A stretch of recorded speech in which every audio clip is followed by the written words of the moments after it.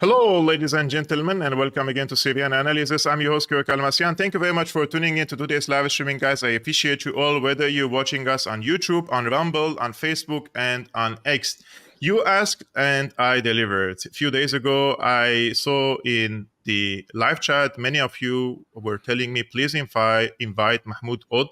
His name is Mahmood OD. He is an author, online content creator, and YouTube channel owner. His recent book, 2048, a manifesto for the one-state solution in Israel and Palestine.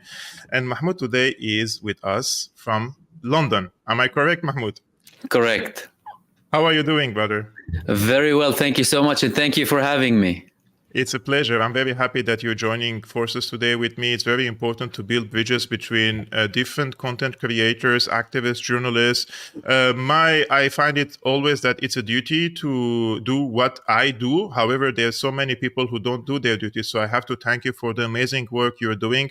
And you have a massive following. There are so many people who come to my live streamings. They follow you every day. They say that your streams are great.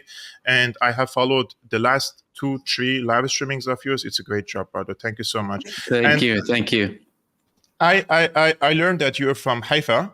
I am. Yes, they say in English Haifa, but let's use the Arabic words Haifa. And Haifa.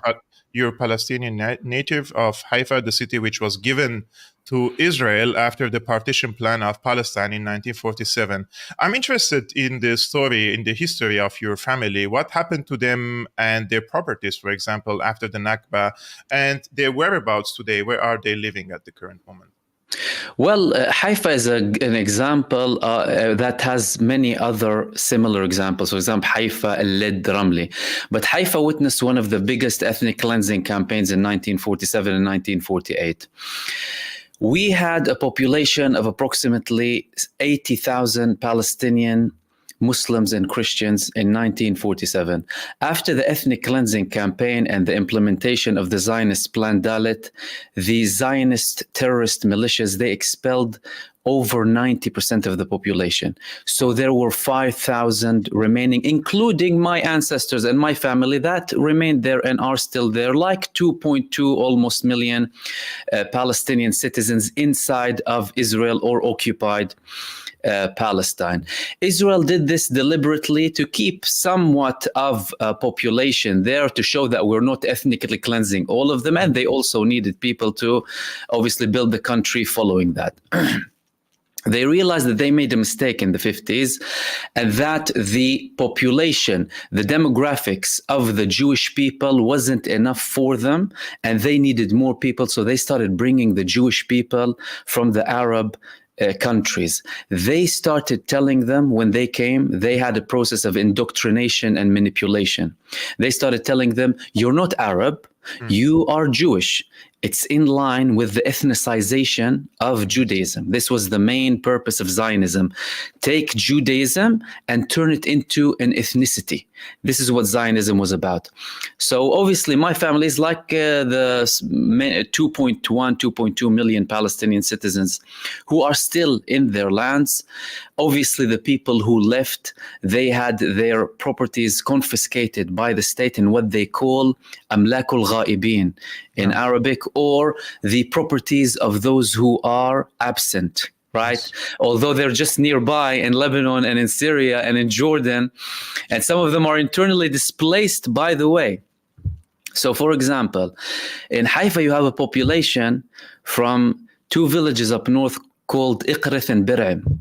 Yes. They had Muslim and Christian populations there. And funny enough, they used to share cemeteries. In this place. You see, Palestine always was a symbol for a multi-faith society with Jewish people, with Palestinians, with Muslims, Christians, people of all backgrounds, up until this neo-colonialist, violent, supremacist ideology came and started implementing a brutal regime of apartheid. Yes. And obviously this persists.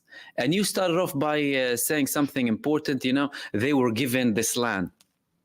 And it's very important to go back to 1948 because you can't detach it you need to contextualize what many people do. And you rightfully said many people who are supposed to deliver their job don't do their job. That's why we have to go in and deliver the message, because 8 months into a genocide, they still don't know it's a genocide. They'll question if it's a genocide or not. To a level where it made me feel like opening the dictionary and showing the word genocide, putting an egg inside and smacking it on their face. Maybe they'll understand what the word genocide means. Anyway, in 1948, you had the UN granting, right, or giving Israel a state and a limited part of Palestine. How did this come to light? You had obviously the collapse of the Ottoman Empire, the British Mandate, Balfour Declaration, giving something they don't own to people who don't deserve it at the expense of the indigenous people. And it was part of the Sykes-Picot Plan and an imperial plan to divide the region as they wish. It didn't adhere to anything historical, the background of the people, where they're coming from. There was no justice in it. And they wanted the region to constantly be in flames with the typical divide and rule. And we're still facing it to this day. Now, I obviously argue for a one-state solution because we always wanted a one-state solution. You see, the Zionists pushed the narrative that we offered you a state. Offered you a state in 1948. You see, the Arab League and the Palestinians at the time, they didn't want to divide the state based on ethnicity and religion. They wanted to have a whole state where everyone can live, because there were Jewish communities before. There were Christian and Muslim communities before. They didn't want these immigrants coming from Europe based on their own narrative, coming and implementing, enforcing through terrorism this supremacist state. And the people who advocate for the two-state solution, they're missing that point, unfortunately, or that they deliberately buy into the imperial narrative to keep the conflict ongoing. The only long-term, long-lasting solution would be implementation of equality between the Jordan River to the sea for everyone to live in and have access to equal rights. You know what's crazy about this, that they keep portraying it as if it's a genocidal rhetoric against the Jewish people, where the fact is the people who are calling for a one-state solution, they're calling for equality between the Jewish people, the Arab people, Christians, Muslims, and Jews. And the thing is, at the current moment, when we have this conversation, it's been portrayed as if in 1947, this was an act of generosity from the imperialist powers, because they were the ones who were colonizing the region, and they have given the offer. They offered the Palestinians a state, but they rejected it. So this is their fault, because then they lost the war. So the Israelis have expanded after that, right?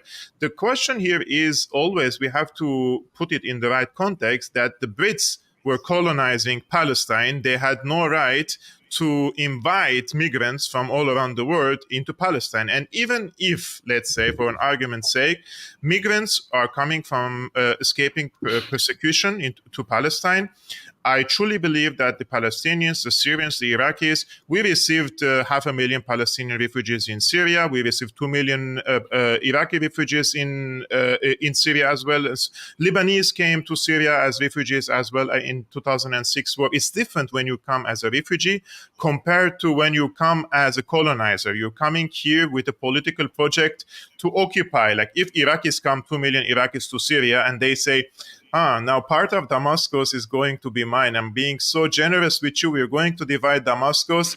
I'm 2 million. You are 4 million people, but I'm going to have 55% of Damascus for myself. You're the majority, but I get more territory there. So it's very ridiculous how they portray it in this way, like it's an act of generosity from their side, and the Palestinians have rejected it.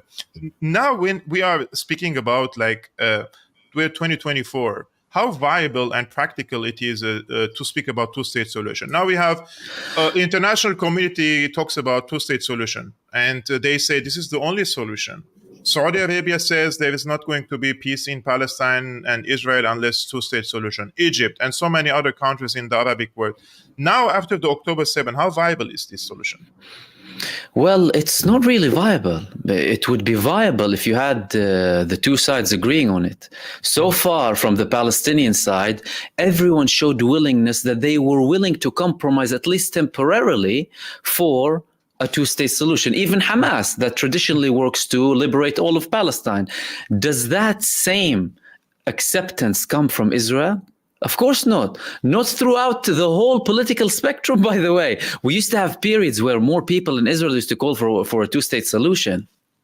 Now, look to the opposition for Netanyahu. Benny Gantz, Yair Lapid, everyone. There's no one who wants a Palestinian state. What does that mean? That these people, in their center, left, and right fascism, because there is no real left and right, you're talking about people who deny your existence. The people in power now that deny the fact that Palestinian people exist. They'll tell you you're Arabs who migrated here. Right? The people who came from all across of Europe and changed their names, they're coming to tell us, people who have been there for centuries, that no, you're coming from Arab states and we came back. We left temporarily. And we came back. So it's a joke, really. And look, ever since this genocide began and following the Al-Aqsa flood operation, it has been very clear. Israel, as we know it, ended. And now we're witnessing the beginning of something new.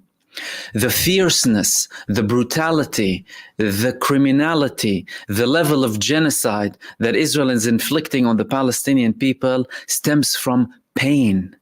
They were hit really, really hard, and they were already a divided and split nation. You had the judicial reform before the 7th of October, people already calling not to serve in the army. And instead of them looking back, looking in the mirror, saying, hold on a second, why did we have a 7th of October? Why do we still have people calling to have a state? It's because you don't have equality. They don't look in the mirror and say, okay, I made mistakes throughout my history. Let's open a new page. Like, for example, if you talk about 1948, if whatever happened, you had the nakba, you had the ethnic cleansing campaign, you expelled people, okay, and that happened. And then Israel started to implement equality bit by bit, because no nation's history is perfect. None of us have a perfect track record, right? But let's say you did that before in history, and then you realized, okay, that happened at the time. This is not something sustainable. Fascism, supremacy showed that it's a massive failure previously. It's not viable. It's not sustainable. Right? Because you're dividing people based on ethnicity and religion, and therefore not granting them equal rights. That's not something that should exist in the 21st century. Every human being deserves equal rights as a human being, regardless of who they are, what they are, and where they live. But unfortunately, this is being met in Israel by more supremacy. You have people who are looking to build new settlements on the bodies of brutally murdered children and women and innocent men and elderly in Gaza. You're talking about a different type of mentality. These are people who don't view others as anything. Anyone who would call you a human animal, kill their women, kill their children, kill all of them. Netanyahu taking references from Amalek. You're not talking about normal human beings here. And you have people backing them. From some Western powers backing them. Why? It's because they share the same ideology. As a matter of fact, some of them committed far greater genocides than Israel. You have Lindsey Graham saying, nuke them. Yes. People showing no remorse, looking at Japan that suffers to this day from this atrocious nuclear bomb, killing 250,000 of innocent people for political greed and financial greed, and saying the same thing about the Palestinian people. This is the mentality that controls people, and this needs to be dismantled. And this is what I always say. People talk about the day after Gaza, Hamas. People talk about having security, peacekeeping forces in Israel. They're the ones committing a genocide. Dismantle this apartheid system that's capable of conducting genocide and is honest in its intent, in its genocidal intent. That's the absurd thing. Yet you have the people who call and lecture us 24/7 democracy, human rights. Look at this regime. Look at this regime. They're silent as if nothing's happening in Gaza. And they'll terrorize you. They'll terrorize you to be silent. No, they'll demonize you. They'll demonize the resistance. They'll demonize everyone that supports Palestine. But that is now, as is evident across all of the world, really, is slowly but surely fading away, not even slowly, very quickly. And we're looking to build a new future here. However, building a new future, building something new, getting rid of a very evil power that's capable of such genocide isn't something that comes at a low cost, unfortunately, and we're witnessing that in Gaza. However, no matter the outcome, you are looking at the beginning of something new, although we might even have more destruction along the way. I totally agree with you. I don't think that Israel is going to recover from this at all. And I don't think that the two-state solution is possible after these heinous crimes against the Palestinians. I mean, we know during the Nakba what happened. But nowadays, we have also a shift in the balance of power towards the east. This is also an opportunity for the Palestinians to use this opportunity to restore justice to themselves and to the rest of the people in Palestine. And speaking of racism, I said this once, but I will repeat it because we haven't spoken about this before. I only came to Europe in 2015, and the left was so obsessed with the issue of racism, that everything is racism. And I was ridiculing them, like, not everything is racism, like, don't blame racism for everything. I truly believe that this is not partially correct. I truly believe that my conviction was incorrect, that there is an entrenched belief in the mindset of, it's a colonized mindset, and they truly see us in the Middle East and the rest of the world, in the global South, as less of a human. They don't value us as they value others. Like, one civilian death in Israel is a tragedy, but 30,000, 35,000 civilians in Gaza or in West Bank or in Syria or in Iraq, 1 million people died. Those are not tragedies for them. Those are just miscalculations, a hiccup. We took the wrong decision. We had a wrong intelligence information, right? This is really enrages me from within, but I try to keep my posture because I want to stay professional in this case, but sometimes I don't have words to describe anymore. The only thing that comes to my mind, like, you either want to spit to their faces, like this Nikki Haley, she's signing on a bomb. Like this person, she has to see a doctor. She has to see a doctor. She has to go to mental care. It's institution, It's infuriating, you know. Absolutely. Mahmoud Habibi, you published a book. By the way, guys, it can be downloaded for free. It's in the description below. It goes without saying that the YouTube account, the Rumble also channel, and X, and the book of Mahmoud are all in the description below. This is for free, guys. You can download it and you can read it on on his website. The book titled 2048, a manifesto for the one-state solution in Israel and Palestine.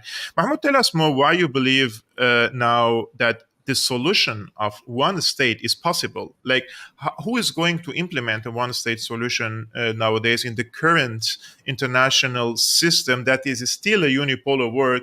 And we see how the United States is covering up everything and every crime that Israel is committing against the Palestinians. Sure. Before that, I wanted to elaborate on what you mentioned with regards to racism, because that definitely absolutely exists. But I would also say that the people in power, and these imperial powers, they're careless of their own civilians, and they use their own soldiers as cannon fodder for political and financial greed. And that was evident from Iraq, that was evident from Afghanistan and previous wars. So long as they have money in their pockets and it's worth for some of their own people to die, they don't have any problem. And with regards to the racism, by the way, you see, I wanna give you one important bit of information here. You had crusade wars against Palestine, right, in the past. There were Christian communities in Palestine, weren't they? Christian historians in Palestine to this day, they never say crusade wars. Do you know what they call them? They call them حروب الإفرنجة, the wars of the foreigners, because they would not accept the fact that these people came to fight in the name of Jesus and cross, because they couldn't care less about them, and they appreciated Salah ad-Din al-Ayyubi far more than they appreciated the crusaders, who did not distinguish, and this is evident to this day. Israel, they bombed one of the oldest churches in the Middle East, in Gaza. They sniped women in churches sitting there doing nothing, killing refugees. They spit at churches left, right, and center. Missionaries get beaten and harassed every single day. Yet, their Western counterparts are blind. So there is the element of racism. There is the element of discrimination, by the way. It's not as if they only care about the Christians or whatever. No. It's beyond that as well. But there is definitely an element of racism there. I wanted to add that in. With regards to the book, it stemmed from my long-lasting conviction that you only give equal rights for everyone. It's as simple as that. Two states for what? Exactly. The Palestinians. And what should the person who was expelled from Akka and Haifa and Ledin and Ramli and in Lebanon and in Syria and in other parts of the world tell you? I'm not going to go. Why should I go back to the West Bank? I wasn't born there. I want to go back to where my original parents were from, where they were expelled from. We still have keys to the house. We still have keys to the house. They have papers confirming that they were born there. Why should they go back to the West Bank? And with any two-state solution agreement, Israel wouldn't allow حق العودة, the right of return. Mahmoud Abbas himself, the Palestinian Authority president, said, I was born in Safad, right? My family's from Safad, but I wouldn't have a right to go back there in a two-state solution. I'm sorry, but that doesn't represent the Palestinian people. No one is entitled to speak on behalf of the people who were expelled from their homes in 1948. And we need to have historical justice and not just contemporary justice, let alone the fact that, like I said before, Israel is not interested in a two-state solution. Yes. Anyway. And with regards to the one-state solution, I didn't create this. Many people before me spoke about this. It was existing from 1948 and before. People wrote about it extensively. From my perspective, I just wanted to do my bit in having a manifesto and showing how easily implementable it is, and having the argument for equality for everyone, for Israelis and for Palestinians. Now, some people might tell you, okay, of course, how is it possible in this current climate? Well, how was anything possible previously? Well, was the ending enslavement possible? Were workers' rights previously possible? Was women's rights previously possible? 70, 80 years ago, women in most European capitals didn't have the right to vote because they were seen as a lesser human being.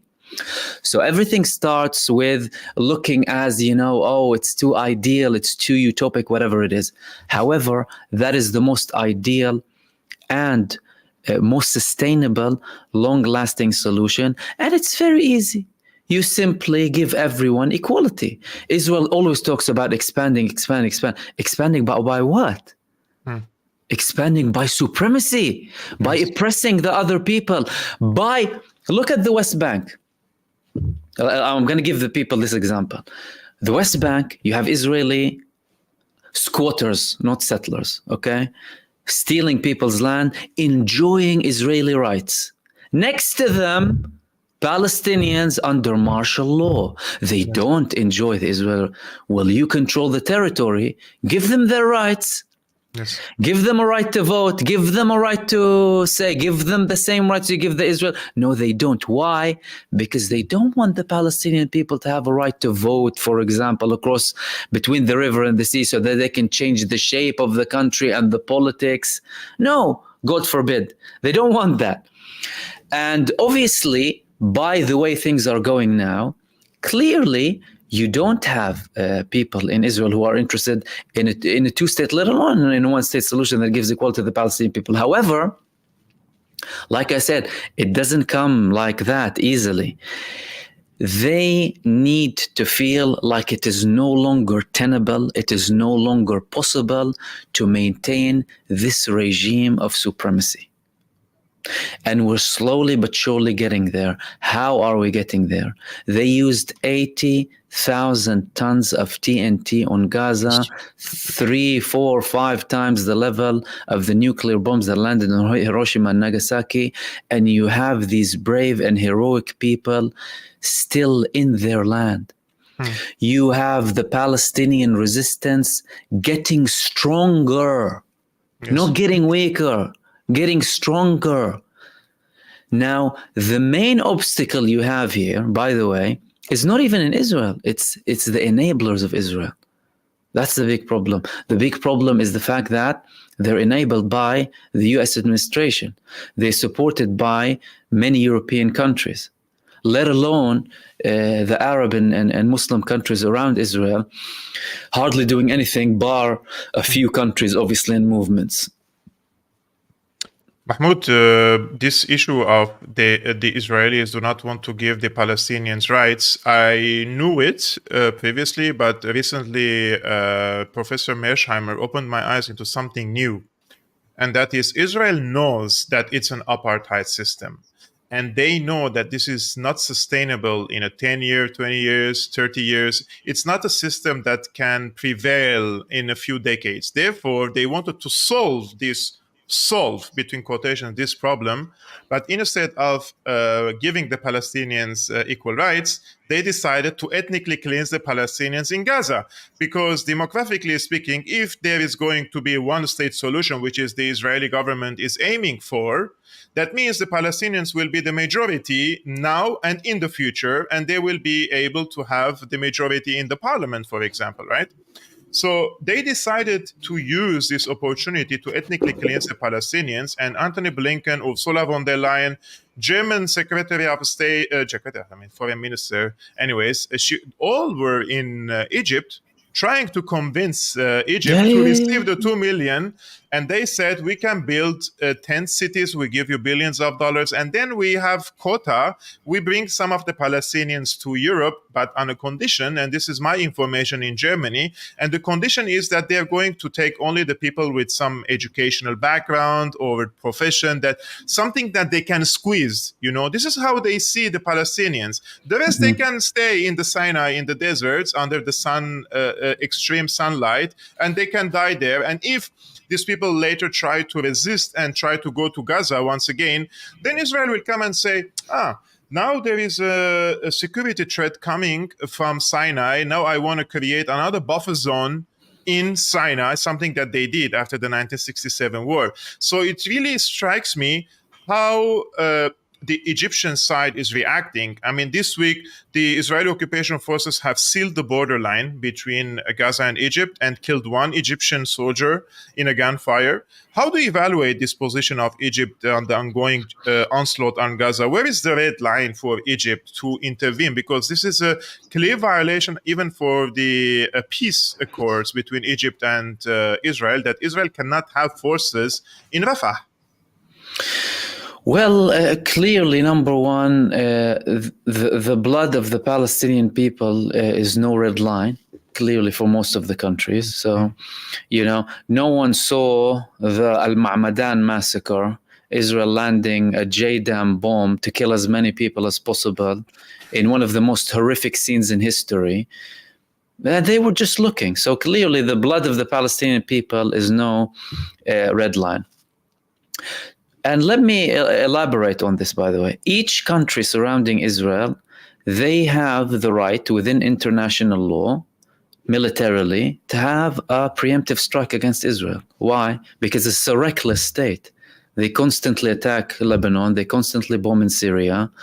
They always kill the Palestinian people. They're a threat to global security. They're a threat to global security and regional security. We're witnesses to what happened with the aid. People, aid workers from all across the world being slaughtered deliberately. World Aid Kitchen, World Central Kitchen.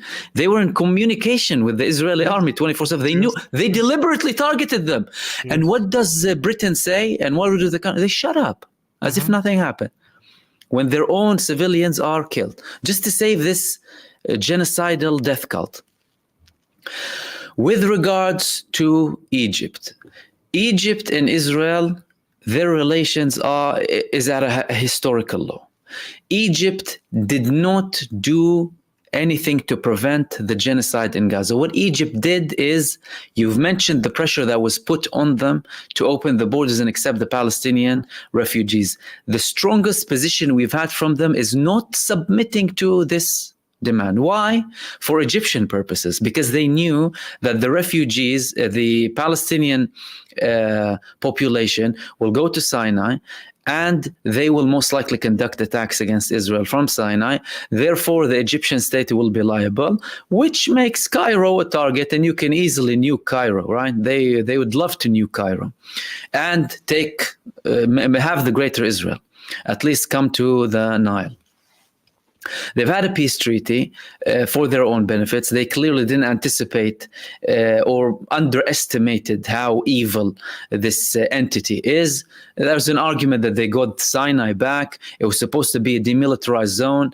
Egypt now, in accordance to Israeli military intelligence officials, they broke every line of this peace treaty by having over 100,000 troops in Sinai, attack tunnels in what is labeled in Israel, and so many forces and vehicles. With regards to Rafah, now they said, everyone said, we're against the ground invasion. Ground invasion came, they did nothing. Then they said, we're against Rafah. They're in Rafah. Again, nothing. Then, okay, don't come to the Philadelphia corridor, and that might be a problem. We've had a couple of clashes. Now, so far during this genocide, we've had 3 clashes between the Egyptian and the Israeli army. And what happened, by the way, both sides agreed that they wouldn't publish information so that they don't escalate, right? And so that the people won't be enraged. But it could have been a sign from, because they didn't declare everything, really. The losses from the Israeli side, who really started it. We know that Egypt lost 2 of its troops there. Now they definitely don't like each other. It's not, Egypt had a peace treaty with Israel. It's not as if, all of a sudden, hey, presto, the Egyptian people love Israel and it's a fascinating country. No, they did it both for their own interests, but they're not interested in war, neither of them. Red lines, they haven't really clarified red lines, Egypt, to be fair. They only, threatened against escalation. They're obviously taking some moves in, taking Israel to the ICJ. What is happening is things that are not very obvious to some people and are not declared, like how on earth is Hamas getting stronger? That's a big question. They have a lifeline, clearly. It's not just manufacturing. They have a lifeline. Where is that lifeline from? That lifeline is from Egypt. Everyone knows that. Like the people who've been looking and monitoring, they know that. Egypt obviously won't admit. Israel, it's like they're stuck. We can't really say that much. The US is stuck in this situation. But all of them know, because Egypt has an interest in Gaza being a front against Israel, and they don't want to intervene. And again, it's not to justify any position, really. It's our observation, because some people, when you say these things, they start thinking that you're legitimizing, or we're not doing any of that. We're just giving people information that they can make their own mind up. Fact of the matter is, the only people who were vocal, clearly, and supporting the Palestinian resistance are the resistance in Lebanon, the resistance in Yemen, the resistance in Iraq, supported by Iran. Iran, the country that says it and does it, by the way. Before Hamas, before anything, they act out of their own belief. And we haven't seen enough activity because, to be fair, the most important thing in this genocide is to obviously stop the genocide, stop the suffering. What you should have had is a level of intimidation. When you have intimidation against the country, you prevent them from attacking you. When they see that you're strong and that you can have a counterstrike or what have you. If someone threatened Israel, for example, I will level parts of your country if you dare to do that to Gaza, for example, they wouldn't have done it. But there's no one to do that.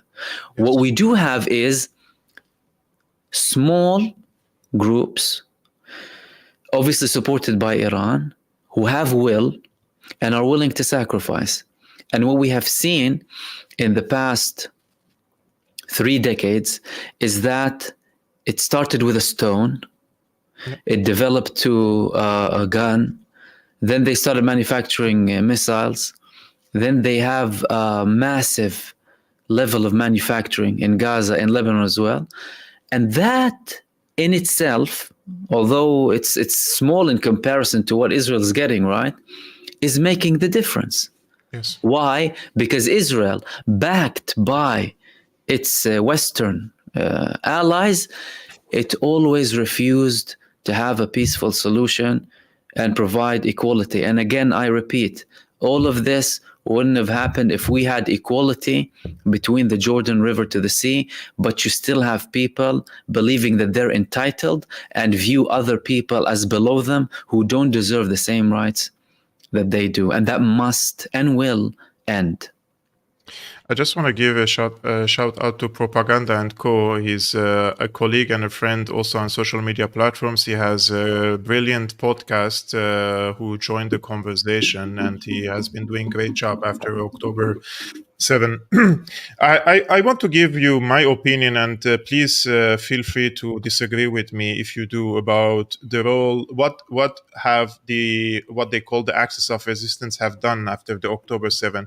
First of all, they were caught in surprise. They had no clue what's happening. Nobody knew that this attack was going to happen by Hamas. It was only it was very confidential, let's say.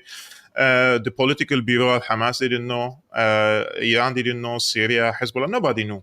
But once it happened, and I know from the Syrian war that they have established what is called joint military operation room between these different parties, including the Iraqis, the Iranians, the Yemenis, Palestinian groups, and the Hezbollah.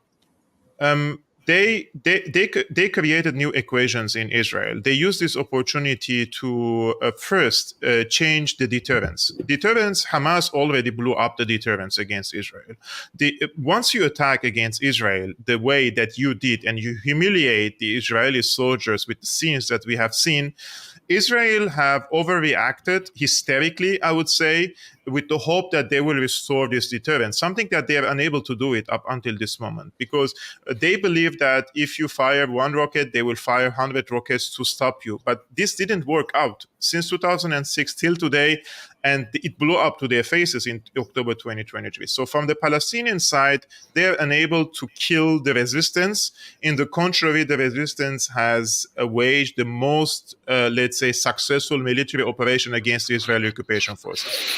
2, Hezbollah has created a buffer zone in northern Israel. Tens of thousands of settlers have fled to central Israel, and in these two positions, no one, in my opinion, from the settlers wants to live now on the borders with Gaza or in northern Israel. No. Who would want to live there and expect an attack from Hezbollah or Hamas, right? So deterrence has been destroyed. And the second is the concept of safe haven for the Jewish people also is destroyed now, right, in Israel. Jewish people are safer in the United States, safer in Germany, safer in Holland, safer in other places than in Israel. And the third thing that these parties have done, the attack from Iran on Israel, it has changed, it shifted again the regional deterrence between Iran and the Israeli and in the Israeli side. So what is left now for Israel? The 2 pillars, deterrence, safe haven for the Jewish people, are gone. And the third pillar of the Israeli state is foreign support. So the foreign support is also on a crossroad. the people in the United States, the people in Germany, the people in Italy, the people in different countries are opposing their governments. And I know that I live in Berlin, and believe me, the mood has dramatically shifted in favor of the Palestinians. People are increasingly showing in publicly support for the Palestinians, something that is a big taboo in Germany, because otherwise you're an anti-Semite, right? If you are against the state of Israel. So what could happen to Israel if this is my interpretation? If the Americans receive a strategic defeat in Ukraine, the balance of power will dramatically shift in favor of the rising powers, China and Russia. And during the discourse of this shift from a unipolar world to a multipolar world, this would be the opportunity, in my opinion, or this will be the disadvantage of Israel, that their foreign aid that is coming billions of dollars per year from foreign countries, this will drain, because America and other countries will be busy in their own domestic affairs and trying to fix their economies, and they will be unable to support Israel with tens of billions of dollars as they used to do in the past. So do you see that this is the place we're heading to, or I'm being too optimistic? Well, to be fair, I'm not sure why you said if I disagree with you, because I almost agree on everything that you said. You have a very good analysis and viewpoint when it comes to that. And it's all about making Israel untenable. They're already doing us a favor by doing what they do, proving to the world that they're a genocidal state, not hiding anything, not brushing anything under the carpet. I always say that Zionism thrives in the dark. Now they're exposed. They're under the light 24/7. People, all eyes are on them and what they're doing. And not just that, what they have done before. You see, by them extending this genocide for so long, they've given more and more people more time to read through and revise and understand and review their beliefs and change their views completely. People did a 180, 3 weeks into the genocide. They were saying, oh, hold on a second. You say that there was a massacre? Although we know who did the massacre. Hamas committed a military campaign, a successful one, against the Israeli army. They humiliated the Gaza division in under an hour. Everyone knows by now, or everyone who has an observation, I keep talking about it, that Israel massacred the majority of the civilians on the 7th of October. Nova Festival, Be'eri, Nir Oz, pilots confirming, shoot at everyone going back to Gaza, families of people who were held in Gaza confirming, all of these things. To this day, to the last prisoner that said that we were targeted by Israel several times, that had a video published. They're doing everyone a favor. However, it's evident that, like you said, with the Western support for Israel fading away bit by bit, and you have the Ukrainian war going on, Ukraine started to accelerate the shift. Gaza accelerated it even further. Yes. Right? They're clearly not going to win in Ukraine. They're not going to win in Gaza. And they have to budge in at some point. It's starting. It's not all at once. But look at what happened in South Africa. Not to say that Israel is exactly like South Africa, by the way, because there are certain things that are very specific to the case of Palestine and the Palestinian people. But there is supremacy. There is apartheid. Yeah. How did it end in South Africa? It was no longer tenable. People started boycotting them, divestment, sanctions. Do that to Israel, and watch them collapse. Watch this regime of supremacy collapse. Is that a call to eliminate, God forbid, the Jewish? Of course not, because you're talking about equality and the dismantling of the regime of apartheid. This is what we want. Yeah. And we're slowly but surely getting there. Countries like Canada banning arms to Israel, they were the top 10 for Israel. Other countries, the Netherlands stopping to sell parts, Japan, other countries on the way, more countries recognizing Palestine, although it's symbolic. So things are shifting, but obviously it takes some time. And Israel has two options. It has an option to have a temporary ceasefire. A temporary ceasefire would be humiliating, by the way. Why? Because they would admit defeat. Well, what are the declared objectives? Eliminate Hamas, bring all of the prisoners back, make Gaza never pose a threat on Israel again. They wouldn't have achieved anything, right? And the prisoners, they would go out in a negotiation process like they were released in the temporary ceasefire. Yes. That would be catastrophic. That would be catastrophic because you will have people sitting there living with the fact that, oh, hold on a second, the same people that conducted the 7th of October can conduct another 8th of October, right? Likewise with the North. They have that option. They have a second option, which is to continue, which is, by the way, the worst option. They had two bad options before. Deal with Hamas, but less damage to you and your people up until you reach a solution, or deal with them later, or go on this genocide that's fueled by venom and hate and racism. Now, the other option is to continue. Continuing will hasten their demise. They're already on a suicide mission, right? The world is watching. No matter how much they're going to cover it up and try and cover it up, people are seeing. You can't stop people from posting. Social media, it's not even one platform. Everything is visible now on social media. So the people who support Israel in power, the people, if anyone has any sort of logic inside of it, they need to realize now more than ever before, this regime of supremacy failed miserably. You better act quickly to implement equality before things get worse. And by the way things are going, and by how Netanyahu is pushing with his genocidal messianic extremist government, things will get worse. I totally agree with you, Mahmoud. And once you mentioned that they have to act quickly because things will get worse, I also remembered that the Americans are still living in denial. And when I mean the Americans is the American administration. And they're even ready to push their own military and the history of their military interventions around the world for this. They're pushing the military under the bus for the sake of Israel. I will show you a video of John Kirby. This is a very recent yesterday. He said the United States in Iraq and Afghanistan also committed crimes similar to those that occurred in Rafah.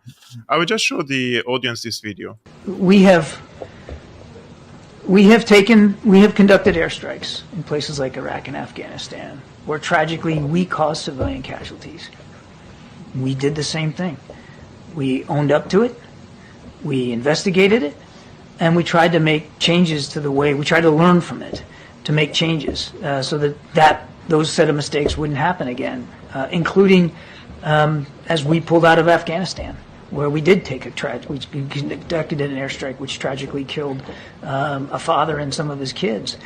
We atoned for it, we learned from it, and we put in place procedures to try to prevent that from happening again, and that's what our expectations would be in this case. So it seems when you watch such video, you really ask, like, who are they? Who these people represent? Do they represent the American interests or they represent the Israeli interests? It's like they're ready to sacrifice their own country's reputation for Israel. Who's gonna go? Listen, I asked this question before. Who's gonna go and die for Bibi and Sarah and Yair Netanyahu? Who's gonna go and die for them? The Israelis are fleeing. Millions of Israelis are outside of Israel. People fled the war since the beginning of it. Thousands, including their commanders. People are still fleeing now. Parents of IDF soldiers sending letters to the commanders. Our sons will not be deployed again in Gaza. What are we talking about? The Israelis aren't willing to die for this man. Will Americans be willing to die for this man? I mean, anyone who would even consider that must be living on a different planet. Yeah. You saw what happened with Aaron Bushnell, and more resignations from the U.S. Army, more criticism from the U.S. Army. And people who are veterans in the British Army as well, who realized that they were sent to die for no reason, for political corporate greed, and Iraq and Afghanistan. And it baffles me that this man can go out there and just underplay what they've done in Iraq and Afghanistan. Millions of people, right? And we want to take down The Taliban. You see, the Mujahideen were their allies when they fought the Soviets. They were God's people. You're working for the cause of God, right? Zbigniew Brzezinski supporting the Mujahideen, visiting them in the 80s, the late 70s, 80s. Then, all of a sudden, they're terrorists. Why Soviets left? We have interest there. Okay, cool. Okay, what happened? Hold on a second. Hey, a decade ago, they were your allies. They were God's people. Okay, they became terrorists, the Taliban. They became terrorists. Although, by the way, they said we're willing to coordinate with you, and you have all of the 9/11 false flag stuff and what have you. But that's a long story, though. Then they went for a 20-year war. 20 years, 3 trillion. That's just what's declared. Out of who? Out of the people's pockets. Thousands of soldiers killed. For what? For what? To bring the Taliban back. Did Taliban change their views? Have they changed? Did they adopt your values? Right? Not that you follow your values, by the way. They talk about democracy. They despise democracy. What are we talking about? Well, the Taliban remained the Taliban. And they came back the next day. And guess what? They gave them perks as well. They told them, you're no longer a terrorist organization. Wow. So whenever it's suitable for the US administration and its clique, they'll label you and unlabel you based on political and corporate interest in need, careless of their own people, careless of the other people. But what's baffling about Kirby, by the way, is that he's in effect admitting that they're war criminals as well. Yeah. Right? That's what he's saying. They use this same terroristic people in Syria as well. All of a sudden, the American administration, the officials in the US administration sending emails to Hillary Clinton and Al-Qaeda is on our side in Syria. Jake Sullivan, 2012. The special envoy for the United States, Jefferson or Jeffrey, he is telling to the American press that Al-Qaeda is our asset in Syria. It's like all of a sudden they can recycle them when they want. Based on interest. Who is the man who's maliciously called, by the way, Abu Bakr al-Baghdadi in relation to the honorable Muslim Khalifa? God forbid. His name is different. Who was he? The leader of ISIS. He was a special detainee in an American prison in Iraq. Hey, presto, he leaves prison for some reason. I wonder how, if he was so dangerous. All of a sudden establishes ISIS, and they control majority parts of Iraq and Syria. And who do they kill? The Iraqis, the Syrians, and everyone, every innocent human being, apart from they don't attack American interests. They would never attack Israel. They were beheading and killing some of the Palestinian resistance movement. Yes. It's their creation. It's their creation. It's their creation, and it's in line with what Israel's doing, just with a different type of looks, different flags. Same concept. 2 weeks ago, ISIS killed 22 Palestinian fighters in Syria because Syria has a Palestinian unit in the Syrian army called Al-Quds Brigade, and they slaughtered them all. They ambushed them, they slaughtered them, and Not surprised. The other day, Jeffrey Sachs, he was on Tucker Carlson, and I'm happy that he said that we directly created ISIS, because this is my conviction. And I know, I'm a Syrian journalist, I've been following this. All the indications and all the evidence that I have shows leaked documents from the U.S. embassy cables, the Obama, the Defense Intelligence Agency of the United States. Everything indicates that they knew that ISIS is growing, and they were happy about it. And they thought that this is a bargaining chip and something that they can put pressure on what they call the Syrian regime, because they want to get compromises or they want to remove the president there. Of course, not for the reasons that you think, that they wanted to spread democracy, human rights, all these cliches, because the territory of Syria was used to deliver weapons to Hezbollah, and Hezbollah was delivering them to Gaza in different, in Egypt, many of the Hezbollah fighters have been detained, by the way, by the Egyptian government because they were smuggling these weapons there. Mahmoud, I want to show the cover of your book so that the people know where to get it and to purchase it. This is from your website. Guys, this is the book 2048, a manifesto for the one-state solution, Israel and Palestine. Mahmood OD is a native Palestinian born in Haifa, the most significant northern city in historical Palestine and modern-day Israel. After witnessing several wars and ongoing turmoil in his homeland, he decided to write this book in the hope that it could pave a path for a fully democratic, equal state across all historical Palestine, where Jews, Christians, Muslims, and followers of other or no faith would live in with full equal human rights. Throughout its history, Israel has repeatedly failed to offer a solution based on equality to the Palestinians. Continuing with more oppression will only lead to more resistance and more bloodshed. This can be stopped. There is an alternative, and the steps are straightforward. Guys, the link of the book is in the description below. His YouTube channel is in the description below. Rumble is in the description below, and also his X account in the description below. Is there anything else, Mahmoud, you would like to say, or you would like to refer to your work? Where can they find your work? You've done an amazing job. Thank you so much. You did me a favor. You did posted all of the links. And thank you again for your work, your continued work. And thanks for inviting me. And thanks to all of the viewers for listening and tuning in. And we'll hopefully do this again at some point as well.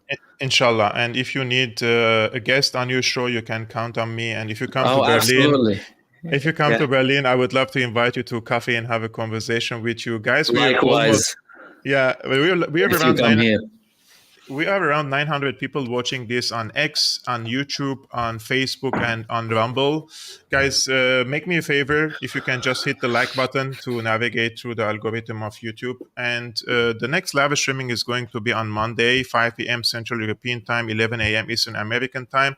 If you'd like to support this work, the independent work that I'm doing, you can also support me through Patreon. The link is scrolling on the screen, patreon.com/Syriana Analysis. Peace be upon you, upon your families, and peace be upon you, Mahmoud, and your family, and we will see you soon. Salam. Thank you. Peace. Salam.